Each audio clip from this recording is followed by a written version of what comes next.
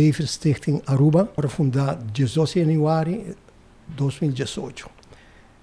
Lo que nós está fazendo meta de nós está para informar e de uma prevenção na tudo o que tem a ver com a higra, em princípio.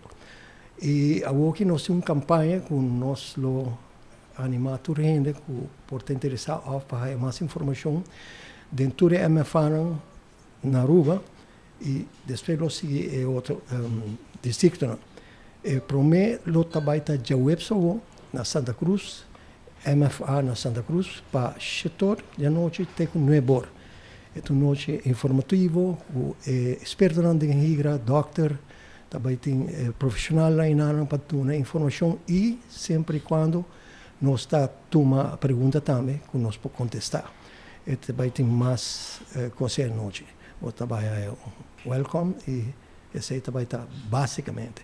E de dois também está semana depois que também está na dia 5 de setembro e de 3 também está dia 12 de setembro e de 4 também está dia Macheta, dia 4 de setembro. E tudo três também está Sabaneta, Paradeira e outros, se me está como de bom, está vira Norte. Esse também está suno desfez aqui.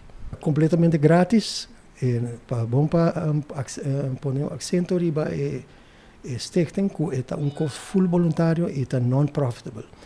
Nós temos toda a informação que você pode de estatuto, etc. E a ideia está puro voluntário e para o que a minha passada.